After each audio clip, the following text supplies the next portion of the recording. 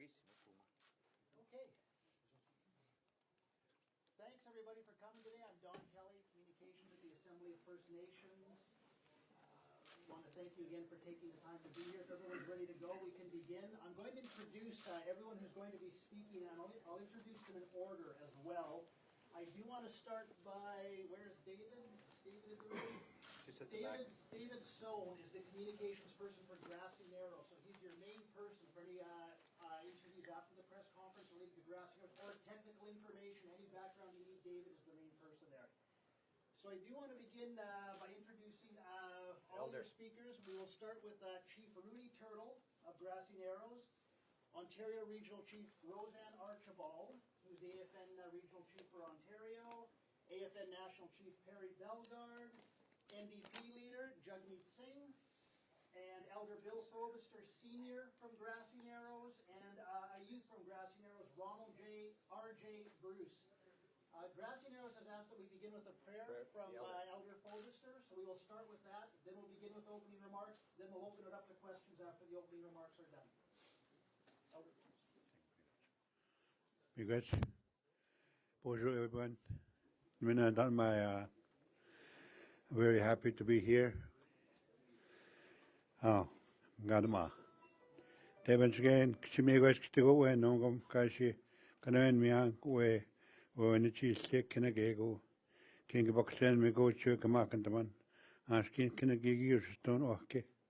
Miss Ma when Chagagi Gitang, Nongom, a penmontago and Chiwichi Yang.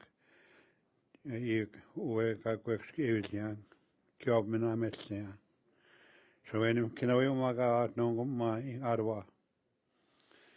Dear Lord, thank you for this day. We just want to praise you, and since you are the leader of the universe, you have created the heaven and earth, whereby we have to live, and we ask you guidance and blessing upon each one that's here in Ottawa. I pray that our meeting will be a success in your holy name, Jesus. Amen. Chief Turtle.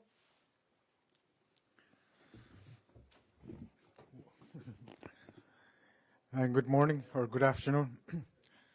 I'm Chief Rudy Turtle, Grassy Narrows First Nation. 2 years ago, Minister Jane Philpott made a commitment to Grassy Narrows to make a mercury treatment center for our First Nation. And for the past 2 years, we've been working with that. We've been meeting with the Minister Seamus O'Regan, and we also met with other department officials. So far, this has been going nowhere. It's been at a standstill.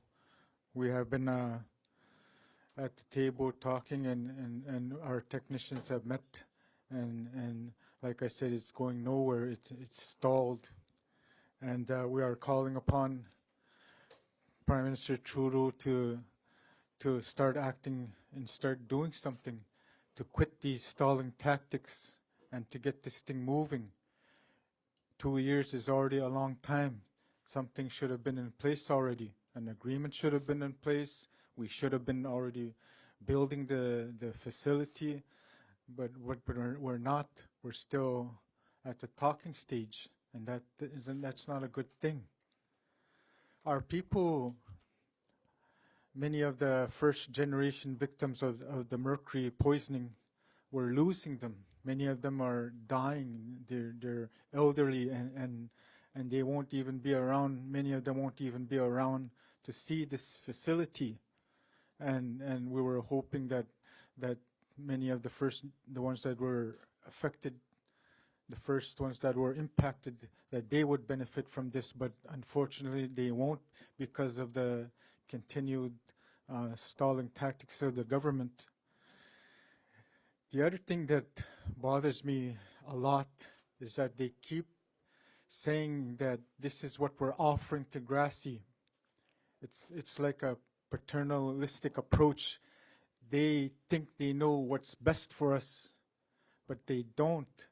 We know what's best for our people because we live there. We live with them. We come from Grassy Narrows, and we know our needs. We don't need someone from somewhere else to come and say, this is what you need, when they never lived in our community, when they've never been with us, when they've never seen the impacts. You'll get some guy from God knows where, becomes the Minister of Indigenous Affairs, and all of a sudden he knows what's best for Grassy Narrows. That's terrible. I can't come to your place wherever you come from and I'll knock at your door and say, here's what's good for you. You'd probably tell me to go home because that's reality. And so, you know, we need this facility. Grassy Narrows has been suffering too long. They've been dealing with this for the last 50 years, and something substantial really needs to be done. We need to get this project going. It's not just a place where we're going to be where people are going to be diagnosed, but it's also a place where we're continue to study the effects of mercury on the human body. It's almost like it's a place where people get treated, but it's also a place of studies and labs and stuff like that, and to have a better understanding of mercury and the impacts on the human body. And with that, we can also help other people, probably from other First Nations or other people from around the world. So, you know, it's a good thing. It's not just for Grassy, but it's for other people that we can share the information that we gather. And so I'm here to, you know, with the new government, I want to urge the Prime Minister, let's get this done. Quit delaying. Let's get it moving. Thank you.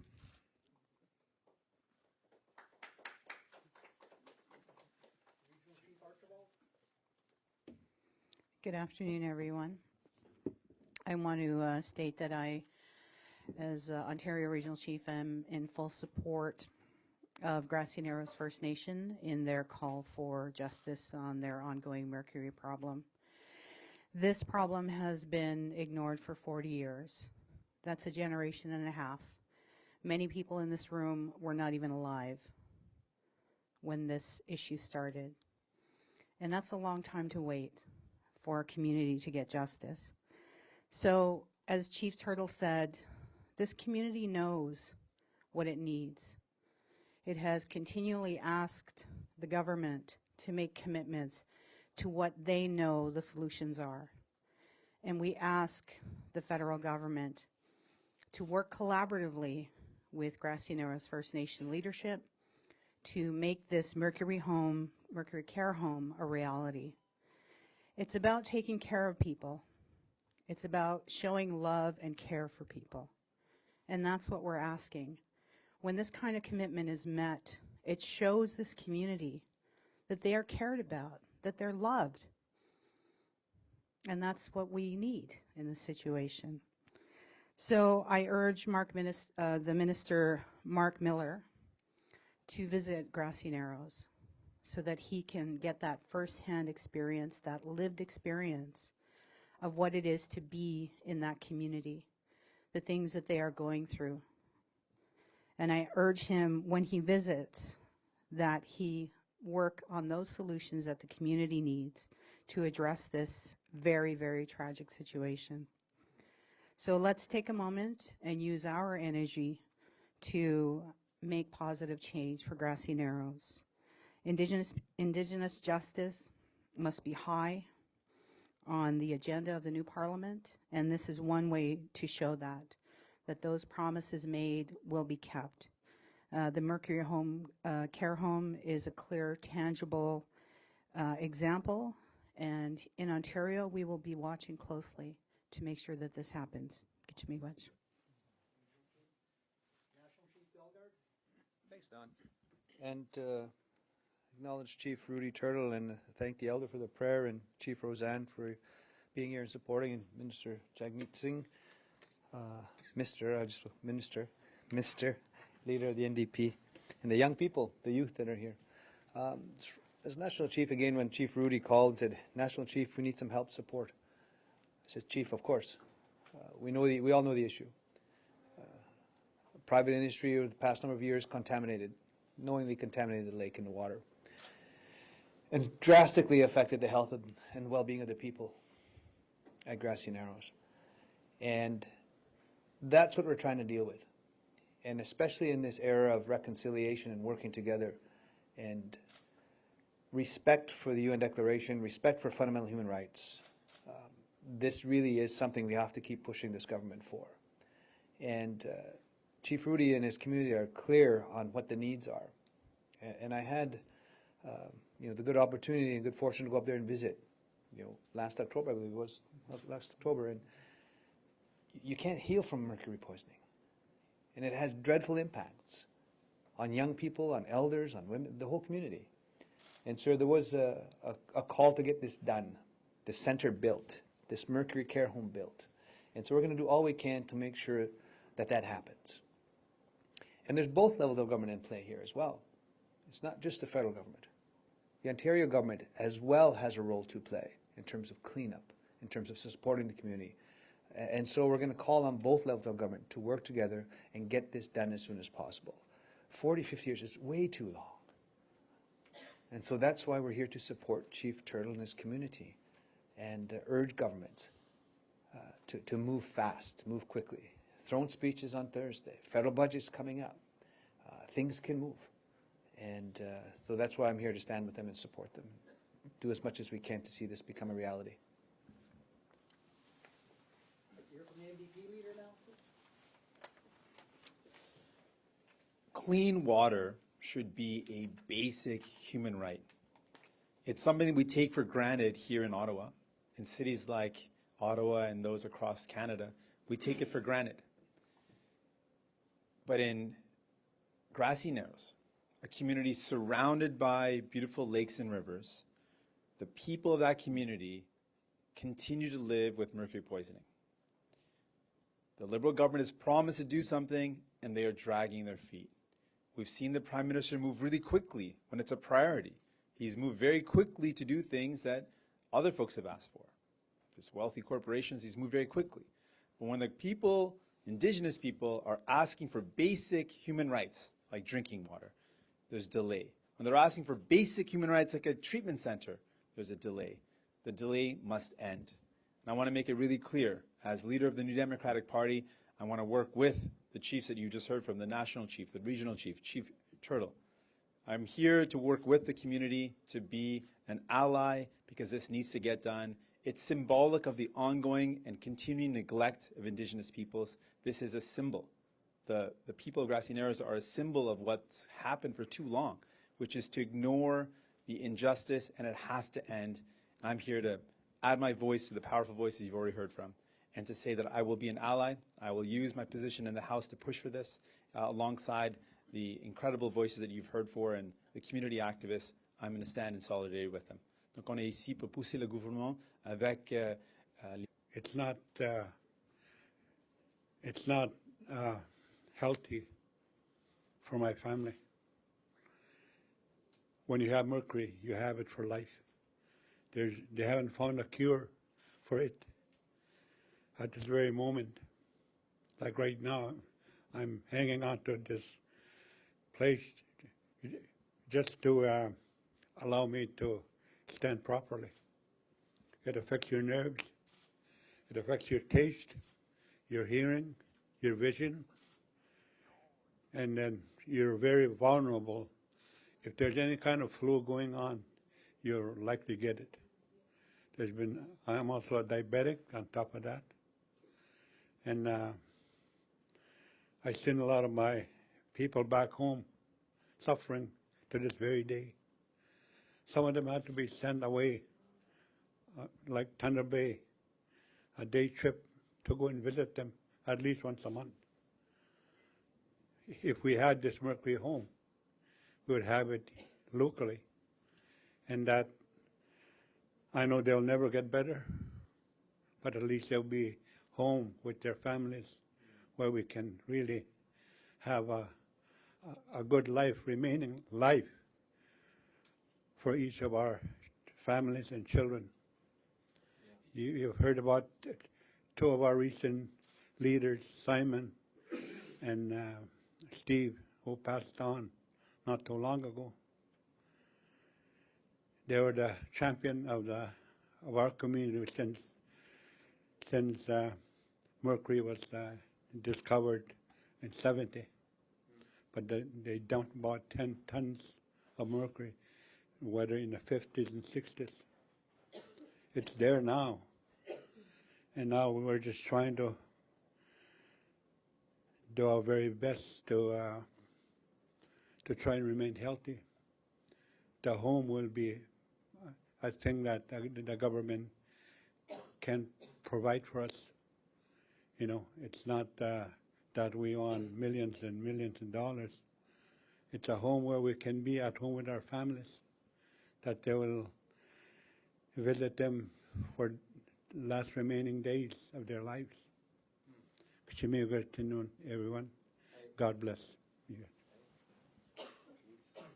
And the leadership and community of Grassy Narrows wanted to ensure that the youth voices were heard, so we have Ronald J, RJ, Bruce. Okay. Bonjour and good afternoon. I come from the community of Grassy Narrows, and I am here in support of my community, and I continue to fight and speak for the struggle that they go through. For generations, our community has struggled with mercury poisoning, and I'm here to say that there has been an opportunity to build a mercury home, and like, why is it taking so long? Like, why do we have to wait for something like that could be so simple and that could like help our people? And like, I don't know, it kind of makes my voice shake, because like it's upsetting, and that you know, we've been fighting for this for generations, and people continue to get sicker, and I don't know, it's just, why the hold up? Like, why aren't they like doing this? And it just could be so simple, and there are a lot of ways. And another thing that kind of baffles me too is that I love to fish, and for there to be a limit on how much we can intake and how much we can fish, no person should ever have to have that lifestyle taken away from them. And I speak for everyone in my community, and that's it. We'll open up the questions now. We do have microphones, and all we ask is if you can identify yourself on your first question, and if you're directing to a specific person, please let us know as well. Hi, good morning. Christy Kirkup with the Globe and Mail. Ronald, I'm wondering if I can, it's Ronald, right? It's Rodney, sorry. Rodney? Rodney. Ronnie, if I can just get you to come back to the podium for a second. Yeah. What's it like for you watching the older generations go through this and witness it in real time? You know, it's something you don't want to see anyone go through, and like, just the struggles that they continue to go through, it does upset me, because like, you know, their health and everything like that, and the fact that they have the possibility of a shorter lifespan, and like, yeah, it's upsetting. Yeah. And I'm wondering if I can ask the elder to come back. Are you Simon's brother? Cousin. Cousin. He's my cousin now. And so was Steve, was my cousin. What was it like for Simon to have to die in Thunder Bay after he spent so many years advocating for the creation of this center?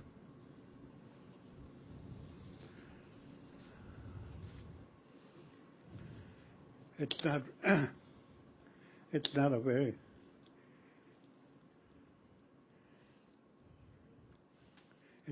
good thing to witness, because I've known them all my life.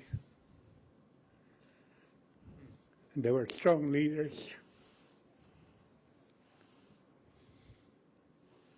But it seemed like they were still plugging away, even when they were sick. That's how determined they are. They were. And that's how determined we are here today. You heard our youth. He has symptoms as a young man already too. We see that every day. It's not an issue that we take lightly. And you said you yourself are dealing with the impact of mercury contamination. Are you concerned that you may end up in Thunder Bay away from your community if this mercury home isn't built? That's my greatest fear. I've never lived anywhere else in my whole life. I would sooner see something within my home so I can, my kids, my grandkids, my great-grandkids can visit me. That's, I think, a couple of my older grandchildren are in Fort Francis, and their parents have to make special appointment to see them at least once or twice a year. That's not fair. It's a good 6-8 hour drive one way, and we don't have the finances to do it. They would like to be with them. You should see when they see this, when they see me, they just, their face lit up. Not only my side of the family, but I've seen others that I know in the community. There's today people in the hospital today struggling. I imagine that's part of the mercury problem. Just like what I said, we're very vulnerable when you have mercury in your system. It kills something within you that's supposed to fight off any disease. I tried to tell that to the doctors that no, they don't seem to want to answer it, or they may know it, but I don't think they're told not to say too much about it. Thank you. You betcha. Chief Turtle, this is Madeleine Blais-Morin from Radio-Canada. I would have two questions for you, and Mr. Singh, if you can respond en français, s'il vous plaît, to the second one. Have you spoken to the new minister, Mr. Miller, and do you see any sign of improvements since he's a new minister? And my second question would be, on Friday, we are expecting a Supreme Court judgment on the contamination. What are you hoping for in that judgment? Well, so to answer the first question, no, I haven't met him. I haven't spoken to him, but I will be meeting him later on this week. I believe Thursday, I think. And as far as the judgment, I'm hoping for the best and hope that it will go in favor of towards Grassy Narrows. Monsieur Singh, qu'est-ce que vous attendez du jugement?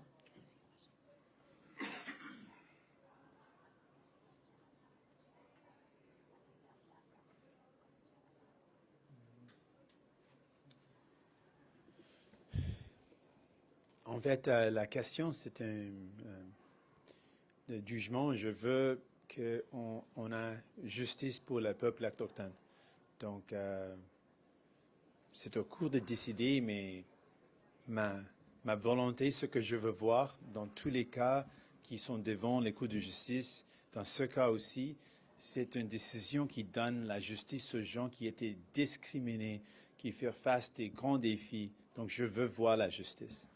Et ce qu'on veut voir aujourd'hui, c'est pas seulement une déclaration de l'injustice qui existe, mais un engagement de faire quelque chose pour aider la communauté. Ça, c'est pourquoi aujourd'hui, je suis ici avec les leaders dans la communauté autochtone pour dire qu'on a besoin des actions concrètes pour nettoyer la contamination, pour faire face à la contamination, mais aussi pour avoir un centre de traitement. Merci. David Aiken from Global News. Question for the National Chief. The Department of Indigenous Services has now been around for 2 years, and Minister Miller is its third minister. Prime Minister Trudeau's only had one defense minister, one finance minister, one innovation minister. You're now about to deal with your third minister in a department that's 2 years old. And I wonder, in terms of stability and trust, that kind of turnover at the top, what do you think of that? Well, it's a good point. We've always said that every time there's somebody new, you have to do the re-education and relearning of issues and files moving forward.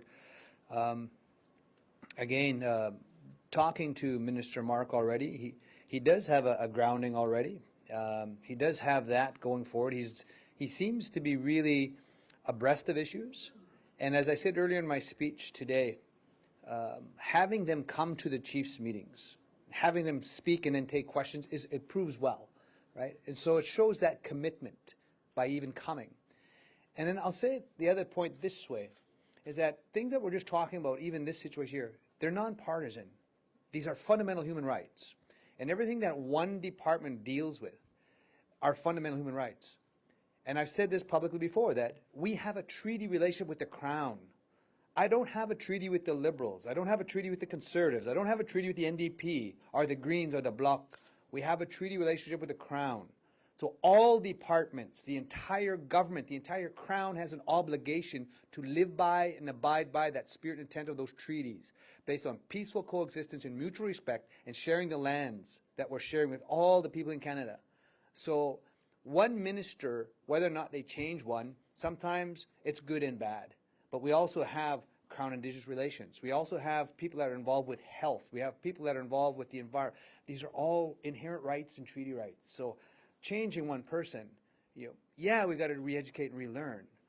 But that's our task and job going forward, because we need to bring effective policy changes, effective legislative changes, and greater investments within that departmental budget. Because if Minister Mark is responsible for Indigenous Services Canada, we need to make sure that the momentum is maintained for investments in education, in housing, and water, and infrastructure. All those things that department is responsible for. So that's my answer to that, is that he's there. We got to re-educate, sure, but we want to move quickly on a lot of these issues and files. But it's all about creating a better Canada by working together, and that's what it's all about. You got to have access to people and to make sure that they're educated and aware. And that education awareness leads to understanding, should lead to action. Chief Turtle, can I just ask you, obviously there's this important issue to get the Mercury home built, and Indigenous Services Canada, that's the agency that's got to do that. But generally speaking, what do you make of having this new department? When the departments were split, when INAC was split up, and now there's this new department, Indigenous Services Canada. Is it better in other things in terms of delivering other services for your community, or is it different in any way? I wonder if you have some thoughts on what it looks like from your community to see these two departments now that used to be the one department of Indian Affairs. I can't really, I think, like in terms of time, like we've been able to, like with the two ministries split, like we've had, it's made more time for our community. Like it's made it easier for, dealing with, it's just like dealing with two people. It's much easier to access one or the other person. In that way, it's good. But still, in terms of progress, it hasn't really made any difference. Like this situation is 2 years already, and it should have been dealt with it. We should have been, like I said in my earlier in my speech, that we should have been halfway through building the building. We should be ready to open next year, but we're not. Just a few more questions. I'm going in the order that I saw hands go up. So Jorge, you were next. For National Chief Bellegarde, in your speech today, you talked about the 21 billion over 7 years. Yeah. But when the rubber hits the road, we have child welfare compensation ruling. We have Grassy Narrows. Mm-hmm. So when the rubber hits the road, we're in these situations. I just want you to sort of explain to me from your perspective, like how is that possible? If you're saying this government invested more than any other, but yet when it comes down to it, children and mercury poisoning, there's this delay. So how do you square that? Is there a lack of sincerity? Is it the bureaucrats that are, sort of stopping this? What is going on? How can these two things coexist? No, it's a good question, Jorge, and I always say it's maintain momentum and build upon what has transpired over the last 4 or 5 years.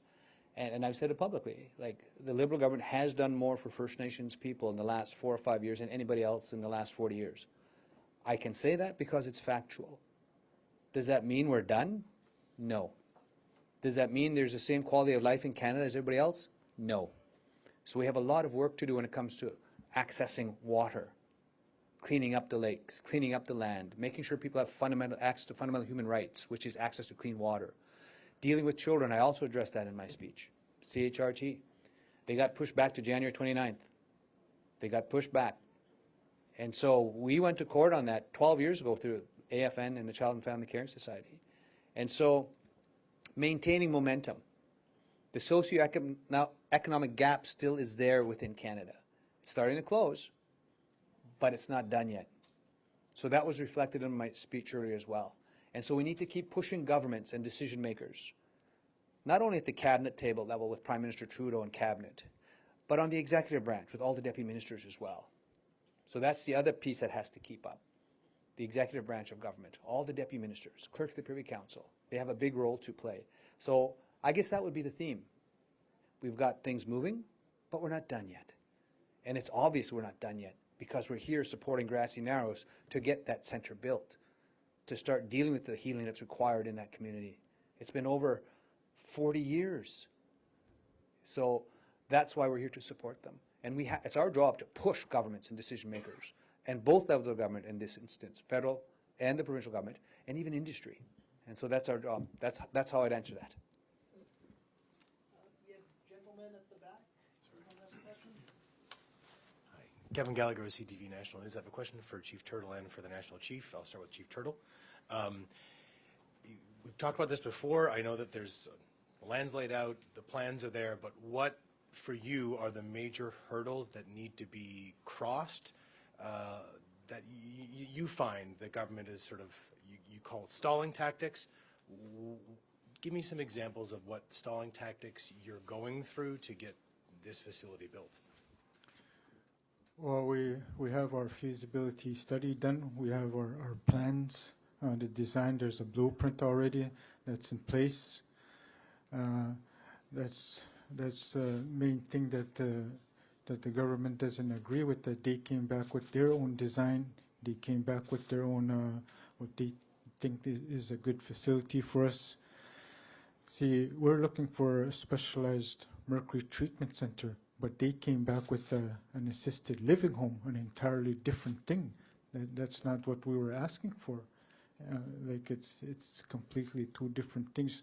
So that's where we're stuck at, and I don't know what we have to say or what we have to do to tell them that this thing is about mercury. It's not about an assisted living home. It's more for generally just for our old folks. That's great. We would love that too. But our main thing here is the mercury home, and we need that because we've been poisoned for the last 40, 50 years. And sorry, just the type of treatment, is it the type of treatment that they're not willing to provide with an assisted living facility? What, just sort of, that's specificity? Well, what they've said is that the type of special treatment we're asking for should be the province's responsibility. They say that's not federal jurisdiction, but the province has already written a letter saying that they will be supporting us and they will be providing the necessary means of getting things going. So we've already met that, and still it's not good enough for them, I guess. But you know, we've every time they asked for something, we've provided it, and so we just need to get this thing going. And National Chief, it's on a different topic, but today the RCMP has charged somebody in connection with the murder of Cassie Bernard in Cape Breton. So the specific nature of this case is not the point of the question. The point is that in her community for a year, the RCMP were not investigating a murder, despite community members telling the police force they believed their community member was murdered. So this goes back to the missing and murdered women and girls inquiry. And have you seen much progress with the way the RCMP and police organizations conduct their investigations when it comes to murders on First Nations. I know that there was obviously findings of bias, racism. What progress have you seen in terms of the RCMP changing its ways, or other police organizations changing the way they handle these sort of investigations? And what do you think when you hear that a community for a year has been telling the police this person in our community is murdered, and they have to wait almost 13 months for charges to come? Well, you know, there's a bigger issue here as well. And I spoke about that as well earlier on, about the need to start looking at a restorative justice system as opposed to a punitive justice system, and then start dealing with the systemic racism within the police. Even start looking at the MMIW report. A lot of the instances in there reflected on the lack of adequate service from RCMP or from City Police when it comes to investigating First Nations concerns that are brought forward, that they're always dismissed in some way, and they're always made light of and made small of. So even dealing with that issue, you know, that's part of an overall system that needs to be turned around. And policing is just one part of it. And then even dealing with, I've talked about the policing as an essential service, you know, First Nations Police Service as an essential service. It's not even seen as an essential service right now. That should be.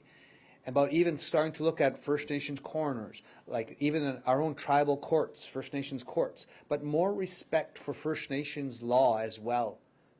And the elders spoke about the natural law. Because right now there's only two laws recognized in Canada, common law and civil law. And that's the issue that needs to be addressed. There's more than just those two systems of law. And if you want to start talking about restorative justice, you have to start dealing with it more holistically. The situation is tragic, you know, in that place there where they waited a year and the family knew what was going on, but there was failed commitment or failed responses to deal with this and do the proper investigations in a proper light. That's got to be addressed within the RCMP. That's got to be addressed within the City Police Force, all the police forces. And so there's a lot of work to do when it comes to this whole piece. And I've said it public before that right now there's no courts of justice for First Nations people. They're courts of law, but not our law. It's common law, and so you see the injustices. So there's a lot of work to do in this area. And I would really urge people and governments to start developing that national action plan for the implementation of the 231 calls to justice in the Missing Murdered Indigenous Women and Girls Inquiry report. You know, look at that and implement them all. That would be a good basis, because we don't need another inquiry. We've had the Stonechild Inquiry in Saskatchewan. We've had the Harper Inquiry in Manitoba, Justice Inquiry in Manitoba. So just look at the recommendations and start moving towards implementation. The last question we have from Olivia. This is for Chief Turtle. Chief Turtle, this isn't your first time this year coming to Ottawa calling for funding for a Mercury care home. So I'm wondering how it makes you feel that you've had to come to Ottawa again. Meanwhile, this federal government has spent billions of dollars on a pipeline, and it's also resisting giving money to First Nations children for discrimination from a recent tribunal order. Well, first of all, like I just to say, it's totally unfair. It's not right. I've seen how the Prime Minister throws, every time there's a disaster somewhere else in the world, like if there's a tsunami or something, who's the first person in front of television audience telling people that he's making a donation to that part of the world there? It's usually Justin Trudeau. It's funny that he can do that to other countries, and yet he won't do anything for his own backyard and to provide funds for the disaster that's in Grassy Narrows. That's a disaster that's been there for 50 years. Like, it's very, very disappointing. It's made me believe that he's not sincere about when he often says that First Nations is a priority, that this is going to be a priority for us. If it's a priority, then do something about Grassy Narrows. Then I'll believe him. Right now, I kind of doubt his sincerity. Every time I hear him talking about the First Nations being a priority, I have my doubts. So anyway, I just want to, before I want to acknowledge one of our youth here. This is Steve Fobister's grandson. His name is Darwin Fobister. He's been speaking up for Grassy too, and he's one of our young leaders.